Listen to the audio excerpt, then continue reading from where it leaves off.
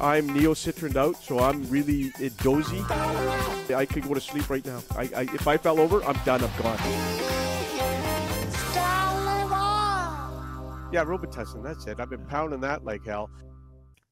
Here he is, one half of the team, Donnie and Dolly. Weekdays, check television 10 to noon, at least till this Friday. It's our Canucks Insider, usual Friday regular, but he had to go Wednesday because he's skedaddling quickly after their last show Friday. The one and only Rick Dhaliwal. No, the last show is tomorrow. Oh, I'll put myself on airs and omissions. Yeah, put your that's an omission number 7295 for you. Okay. That's probably about right. Over the years, errors and omissions. That's got to be by 10,000 by now for you there, Sekeres. Right. We are off tomorrow. Segments, but you only have 2 hours. You're off tomorrow, too. Mm-hmm. We're off for the summer tomorrow. After tomorrow, right? After tomorrow. Our final show is tomorrow, and then we're back in the first week of September. Now, I get it for you and Donnie. You guys are old. You need your rest. You've earned long summers. What about Henderson, though? What a scam. Is he on the gravy train, or what does he do with himself? Yeah, exactly. He's got the same agent we do, buddy.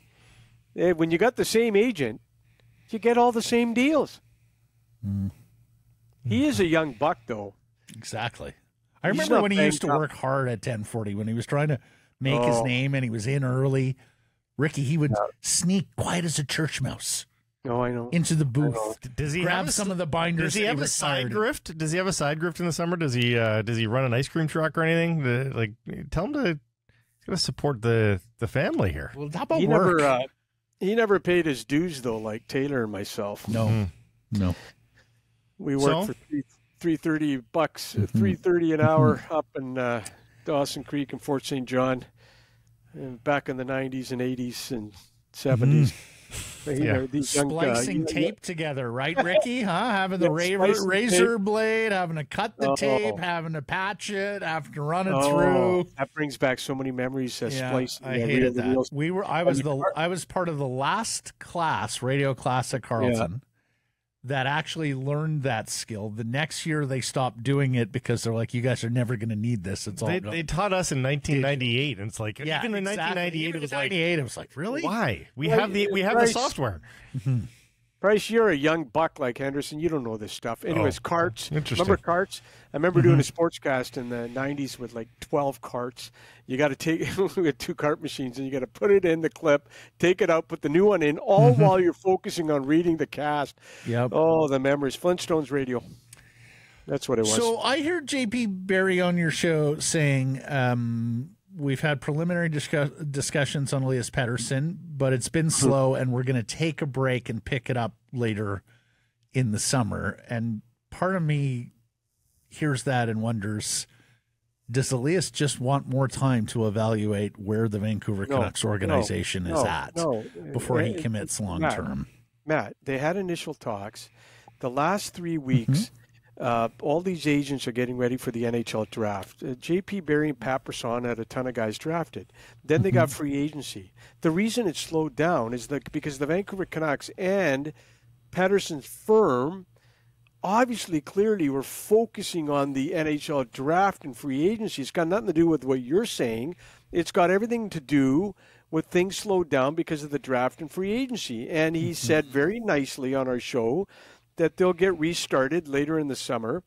So there's nothing there. The reason talks Are you sure? Okay, unless you got information. Here's my point.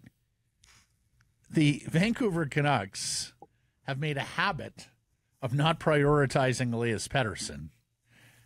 He's their best player coming off a fantastic season, and if they wait another year, he's going to get even more expensive. So for me, everything in the Vancouver Canucks' interest right now is to get Elias Pettersson signed to a long-term contract extension, and I would think that's priority one before August, when, as we know, oftentimes the league and its members take some time off. So that's what I'm trying to figure out. That's what I'm trying to figure out. I'm trying to nicely ask you, did you expect a deal to be announced on July 1st? Is that what you're saying, Matt? No, but I would anticipate that you try and get a resolution quickly here. now that you're through all the events, Not gonna free happen agent. quickly. They never. Both sides said it's going to take time. And Why, Alvin said we're not in a rush. They do hold his rights for 2 more years. You do realize that, Matt. Well, it was never going to happen in July.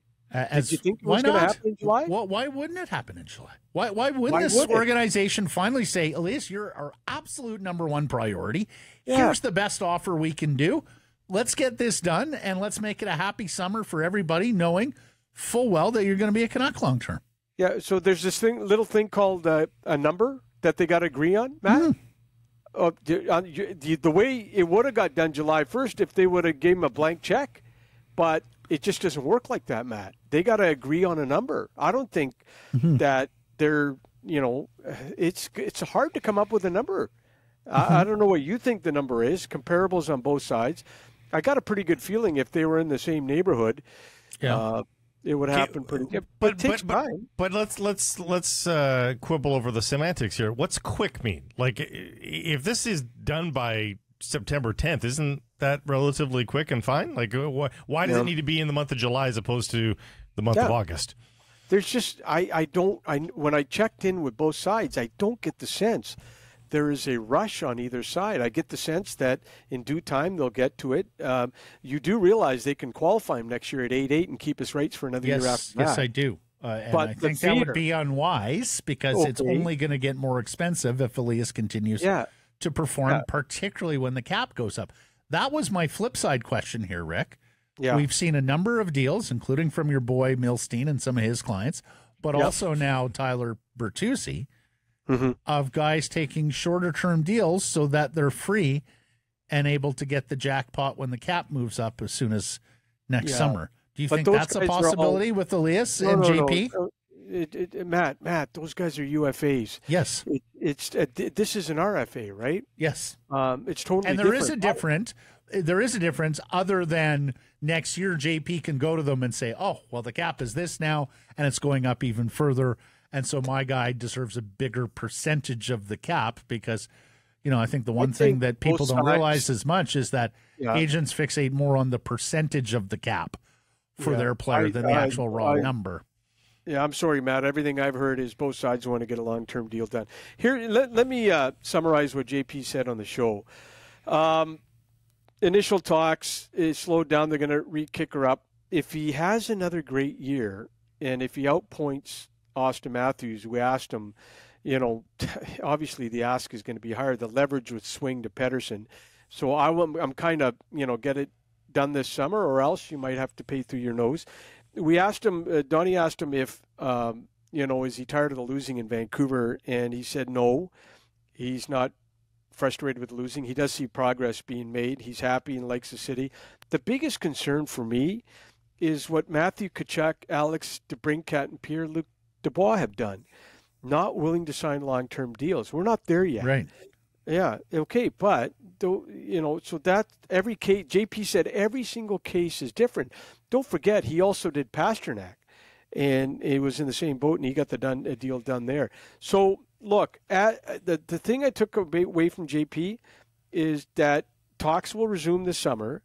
He likes it in Vancouver. He's happy here, and hopefully they get a deal done. But if you wait a year and he gets another 100 points, leverage is going to swing to him. Yeah. And the price of that neighborhood, and if he outpoints Matthews again, oh my goodness. Well, and that would be my concern for the Canucks is on two levels here. Number one, you have never made this player a priority in terms of extending him, despite the fact he's your best, and he may very well cost you more if you wait. So that's why I sense urgency for the Vancouver Canucks as an important symbol to Elias that you are our guy, you are the priority, but also the wise fiscal. Okay, but Never's a you can't strong. Just do it.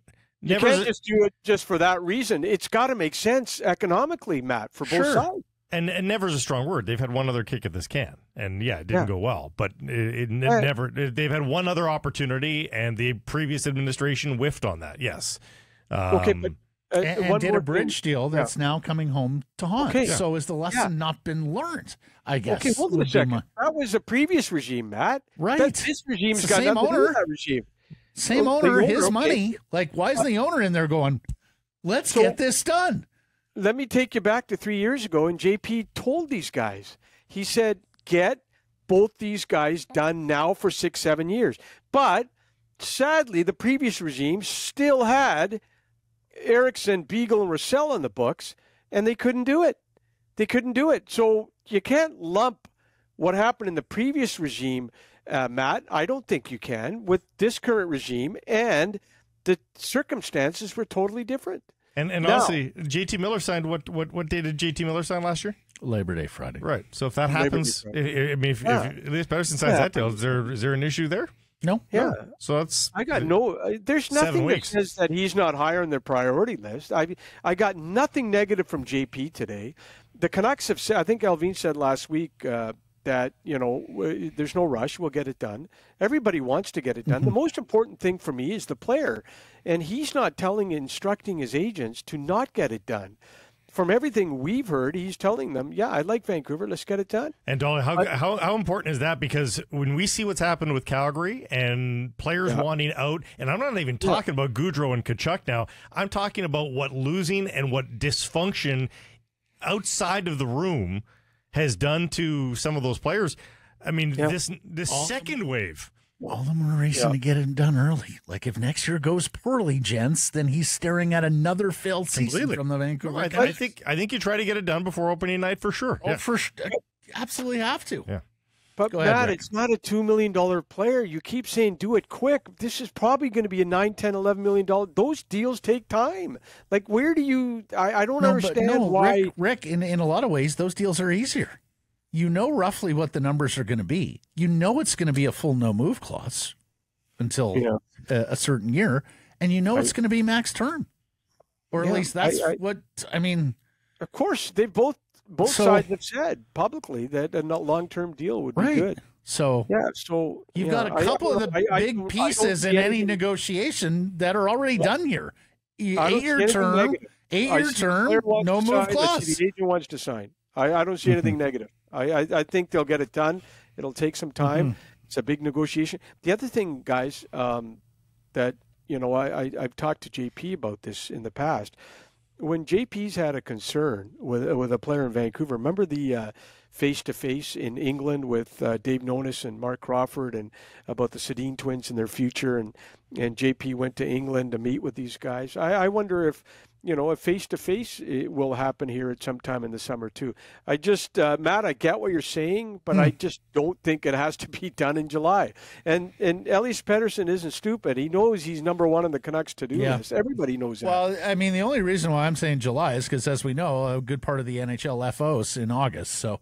But clearly they worked in August on JT Miller. No, they did this year. Yep, absolutely. JT Miller was done quickly. And JT Miller was, when they found out Horvat's number and they knew it wasn't going to work, and they got that one done right away. Guys, the other one, your poll question about Tyler Myers. Barry, JP also represents Tyler Myers, guys. He was not aware of the San Jose rumor. He said that's the 13th team that Tyler's been traded to in the last 2 years. He says a lot of the rumors have no substance. But look, he did admit Myers will be a very attractive trade asset at the trade deadline, because after his bonus on the 15th, he's going to have $1 million in real money left on his deal. But when names get out there like Myers and people talk all the time, you hear names out on the market. There's usually smoke. There's usually smoke, right? But Myers' name's been out there. I think a lot of people when I look at the Canucks right now, $2.5 million over the cap. I don't think Alvin's done. I think he's working the phones right now, trying to free up some money, because they still have interest in guys like Maxime Comtois, Denton Heinen. I'm going to keep my eye on P.S. Sutter. They liked him last year. I'm still looking for a veteran center, cheap. If Miller and Pettersson get hurt, I'm still concerned about one of the bottom six center supplying very important minutes in the top six. Remember last year, Amon played in Dallas when Miller couldn't. He had a tough time. Can you imagine, guys, if one of those guys is injured? What the top six looks like? And your top six centers, you want playmaking guys that can feed wingers the puck, and I get scared. There's 3 guys I get scared of right now when they get hurt: Miller, Pettersson, and Demko. I'm really, and time will tell. But they couldn't give another goalie. The reason Delia's not here is they told him, we can't give you one way. And they got the guy that they wanted for 2-way. I'm not going to lie to you. I know Seelovs has been great, but those are the 3 guys that if they get injured, they've got to improve the depth. It amazes me, guys, that this team has missed the playoffs 7 of the past 8 years. And they have not developed a center with all those high picks, albeit they've traded a ton of those high picks. This Max Sasson guy, don't rule him out down the road. I like him, but you've got to develop centers. You can't be going to get 3rd, 4th line centers on July 1st. Those guys, especially when you've missed the playoffs 7 of the past 8, you've got to develop those guys. They've got to be ready to go on the farm, and they don't have that, and that's why they had to go get Bluger. 10-team no trade clause for Tyler Myers to consider. So haven't developed centers, haven't developed defensemen either outside of Quinn Hughes. And that's Quinn why Hughes, you've developed one player at the most important skating positions. Let me ask you: if you've missed the playoffs in 7 of 8 years, should you not have one of the top farm systems in the league? Yeah, absolutely. But they didn't. Or young cores. They would argue they have a better young core than most. Although, the core is now even Hughes 23, Pettersson 24, Demko 27. It's not as young as it used to be. What's killing them right now is the last 4 years and all the 1st and 2nd rounders they traded. It's it's going to haunt. And haunt and haunt. When you never admit you're bad, this is what happens. You never admit that you're bad. When you don't self-scout appropriately and honestly, and when you kowtow to fanciful notions that we're a player or 2 away from getting to the playoffs and then anything can happen, this is the hole that you dig. Ricky, know you're off for the summer at this point. If huge news like Elias Pettersson re-signing breaks, I imagine that you can find some time in your summer for us. Always for you too, especially you, Matt. Buddy, you are an absolute shining light in our world, and we adore having you on the program weekly. Okay, listen. Do you want to golf on Friday, Rick? I'm not golf. I'm going to Toronto. I got to go to Toronto. Asking you, and you keep denying that. No, we'll golf. We'll get you to Northlands. Let me get this in, okay? Because this is from the heart. I want to wish you guys the best. We're trying to survive in tough times in our industry. It's changing and technology's killing us. But one thing that Donnie and I try our best is to be local, and I know you guys do too. We love to tell stories from the 70s and 80s, Lions, Whitecaps, Canucks, Ernie Punch McLean, the Bruins. I talked to Punch last week. He's doing really good, by the way, guys. He's just a really, really, really good guy, Ernie Punch. No suits in Toronto. Going to tell us what to do on our show. Same with you guys, local. We try our best. We make mistakes. We're human. Even the haters, the 5% haters out there that hate the media and, they listen. Here's the funny part. Here's the funny part about the haters. They listen to you and they follow you and they still rip you. I was told at a young age, if you don't like someone, don't interact with them. But these haters, they listen, they follow you, and they still hate you. But you know what? I'm not everyone's cup of tea. There's people that like me, people that don't like me. I'm okay with that. Nonsense. But listen, we try our best. We make mistakes. We are human. But 7 of the last 8 years, no playoffs for the Canucks. We'd like to cover a winning team too. It sucks all this losing for us too. So hopefully it starts turning around next year. And Matt, here, both of you good guys. Earl Grey, Darjeeling, and then Rick Dhaliwal. Your top 3 cup of teas. Yeah. Matt, I just wish you the best for dealing with Price, cocky, arrogant little prick sometimes. But, he really is. But I wish you the best. Matt, have a good summer. You too, Blake. And we'll see you back in September. And hopefully, so maybe we could get rid of some of these negative people on Twitter and the negative ones that reply. Don't let them get you down, Ricky. Don't let them get you down. You do fantastic work. You know what? Hey, you look at the kid in Montreal, Reinbacher, 5th overall. Oh, gosh. And all these Habs fans shit on him. And the poor kid, one of the nicest, best. This is why Twitter sucks. This is why there's so many negative human beings in this world. That poor kid goes 5th overall. What a great day for his family. What a great day for him. He's worked hard all his life, gets drafted, and then he sees all these fans shit on him. Yeah. Like, this is the society we live in. We're okay. We're in the media. I could care less. But I feel for that kid. It breaks my heart when you see that, and he goes through that, and that poor kid worked hard all his life to get drafted by the Montreal Canadiens, and to see that negative feedback, it was very sickening and sad. But you know what? Despite all the negative people, we're going to march on. We're going to do what's best for the city of Vancouver. This is a great hockey town, great sports town, and we're going to keep providing local stuff, whether you like us or not. God bless you, Rick Dhaliwal. A kinder, gentler world with Rick going forward. Thank you for everything this year, Ricky. Have a great summer. We'll talk to you in September or sooner. Have a great summer. Love you guys, and we'll see you in September. This clip brought to you by Whistler Golf Club. If you have a group of 12 or more, the group organizer plays for free. Inquire now at whistlergolf.com/groups.